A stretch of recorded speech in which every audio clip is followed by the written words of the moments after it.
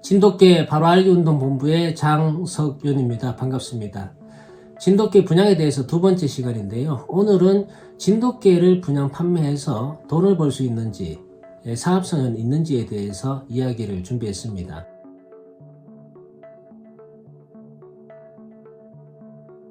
지금 현재에도 동호인들 중에서는 본인들이 번식한 진돗개를 유튜브 영상이나 다양한 매체를 통해서 분양하시는 분들이 많이 있습니다. 그분들 중에서는 번식하고 분양하는 것이 직업인 분들도 있고 생업으로 하시는 분들도 있기 때문에 존중을 합니다. 문제는 진돗개를 분양받고자 하시는 분들의 그 선택이 어려울 것 같은데요. 지금 당장 진돗개를 분양받아서 키워보고 싶더라도 가족이 될 진돗개에 대해서 좀 더 공부를 하신 다음에 기본적으로는 진돗개의 형태, 성질, 기능에 대해서 살펴보신 후에 이러한 부분들을 본인 스스로 감당할 수 있으면서 애견 생활을 즐길 수 있다라는 판단이 섰을 때, 그러한 확신이 들었을 때 심사숙고해서 분양받으시길 바랍니다.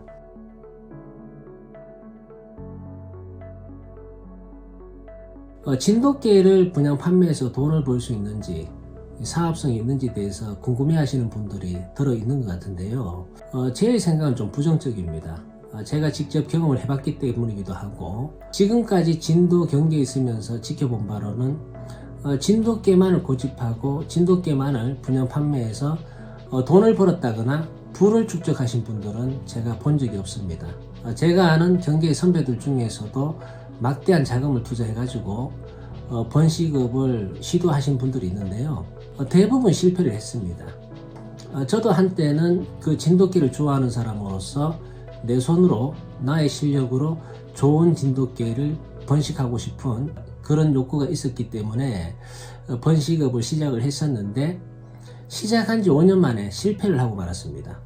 모든 분들이 그렇겠지만 사업을 하든 장사를 하든 실패를 하게 되면 실패한 원인에 대해서 분석을 하게 되잖아요. 저도 이제 돌아보니까 제가 실패한 첫 번째 원인은, 저는 진돗개 번식업을 하기 전에도 진돗개를 좋아하는 사람으로서 좋은 개가 있다라고 하면 거리에 관계없이 그 진돗개를 보러 다니기도 하고, 버스를 몇 번씩 갈아타면서 진도 섬에 가서 진돗개를 관찰하고 분양받아와서 키워보기도 하면서 나름대로 경험을 좀 했다라고 생각했고, 저는 진돗개에 대한 지식과 상식이 있는 사람으로서 나의 눈으로 우수한 진돗개를 감별해 낼 수 있다라고 믿고 있었습니다. 번식업을 해보고 나서 제가 부족하다는 것을 깨닫게 되었었는데요. 두 번째 문제는 제가 경계의 실상을 잘 모르고 파악하지 못하고 구체적인 계획 없이 막연한 자신감으로 번식업을 시작했다는 겁니다. 그 세 번째 문제는 제가 잘못한 것은 아니지만 진돗개가 대중들에게 알려지고 난 뒤에 지금까지 단 한 번도 개선되거나 고쳐진 적이 없는 고질적인 문제가 하나 있는데요.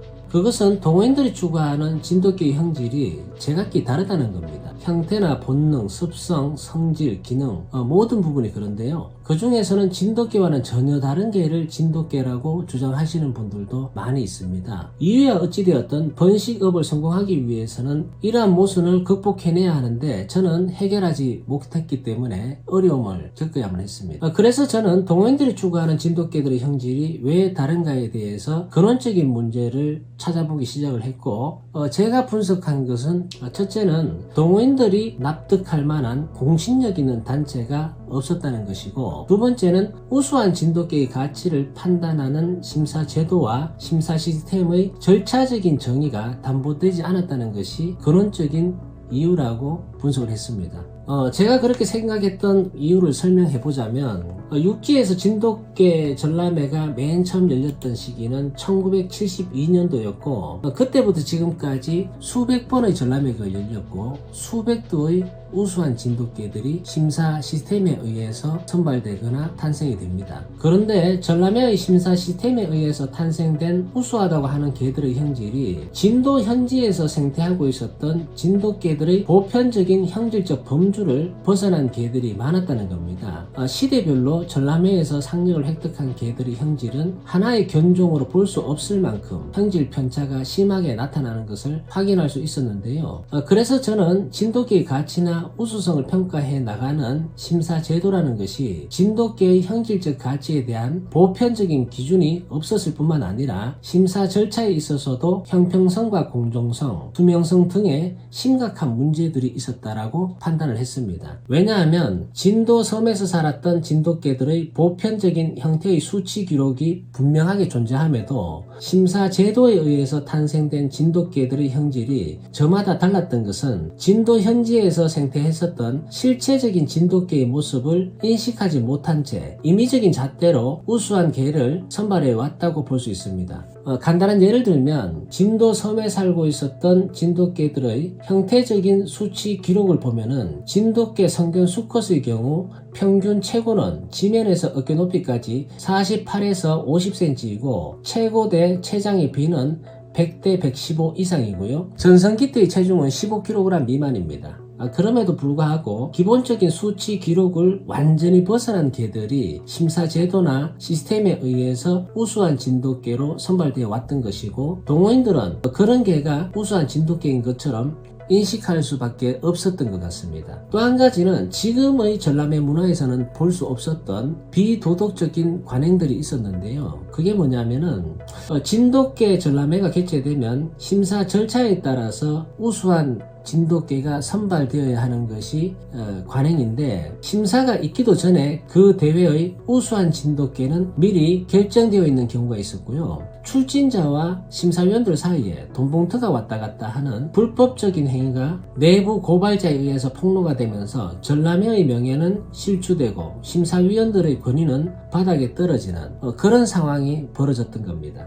그러니까 동호인들의 입장에서 보면은 진돗개의 가치를 평가하고 진돗개의 방향성을 제시해 줄 것만 같았던 전람회와 진돗개 심사 시스템을 신뢰할 수 없게 되면서 동호인들은 기대감을 상실했던 것이죠. 한마디로 동호인들이 믿고 의지할 만한 단체나 기관은 형식만 있었을 뿐 사라지게 된 것이나 마찬가지라고 볼 수가 있습니다. 그때부터 동호인들은 각자가 추구하는 진돗개의 형질이 달라지게 되고 다변화되면서 본인들의 목적에 맞는 개를 키우게 된 것으로 해석을 했습니다. 이러한 구조적인 문제 때문에 진돗개만을 번식하고 분양하겠다는 소신을 지키면서 번식업을 성공시킨다는 것은 매우 어려운 일입니다. 어찌되었든 번식업을 하는 동안에는 각자 다른 기준을 가진 동호인들을 응대해야 되는데, 분양을 받으러 오시는 분들은 초보 동호인이든 경험이 많은 동호인들이든 언제나 본인만의 기준이 있습니다. 대부분은 실체적 진돗개가 아닌 본인들이 취득한 정보에다가 본인들의 감성과 희망을 섞어서 본인들이 상상하는 진돗개를 분양받으려고 옵니다.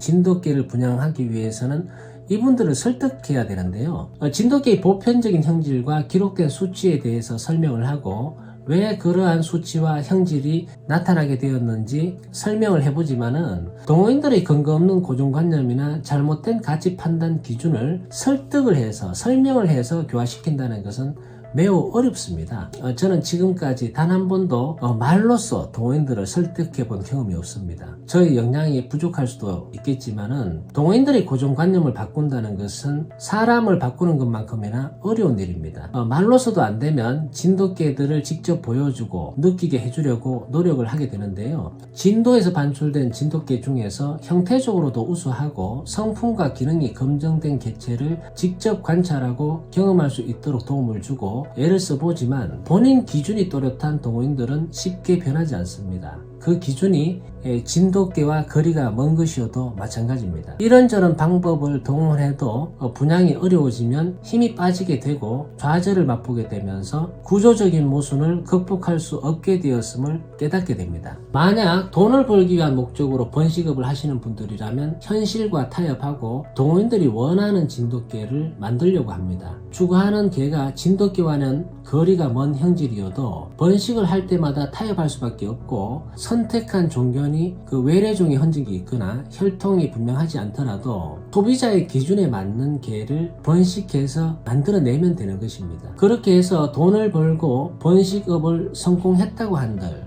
그것이 과연 진돗개를 번식하고 분양한 것이냐? 그런 건 아닙니다. 그냥 유사 진돗개를 팔아서 돈을 번 것 뿐입니다. 간혹 유사 진돗개를 팔아서 부를 축적하신 분들은 들어 있는 것 같은데요. 저는 그렇게까지 해서 돈을 벌고 싶진 않았습니다. 왜냐하면 제가 진돗개를 좋아한다는 것과 좋은 진돗개를 번식하겠다는 목적을 정면으로 부정하는 것이 되고, 진도 경계의 문제점을 뻔하게 알면서도 구태와 자본에 굴종되는 것이 싫었기 때문입니다. 진돗개를 지키면서 번식을 하고 분양해서 돈을 번다는 것이 불가능한 것은 아니겠지만, 개인의 역량만으로 진도 경계의 구조적인 모순을 극복하는 것은 정말 어려운 일입니다. 그래도 하시겠다면 꼼꼼하게 계획을 세워서 하시기 바랍니다. 제가 도움을 줄 수 있는 부분이 있다면 돕겠습니다. 오늘 이야기는 이것으로 마치도록 하고요. 다음 시간에는 진도 경계에서 잘못 쓰여지고 있는 용어들과 그에 따른 파장에 대해서 이야기를 준비해 보겠습니다. 진돗개 분양 전반에 대한 이야기니까 기대해 주시고요. 지금까지 청취해 주신 동원 여러분 고생하셨고요. 즐거운 애견생활 되시기 바랍니다. 감사드립니다.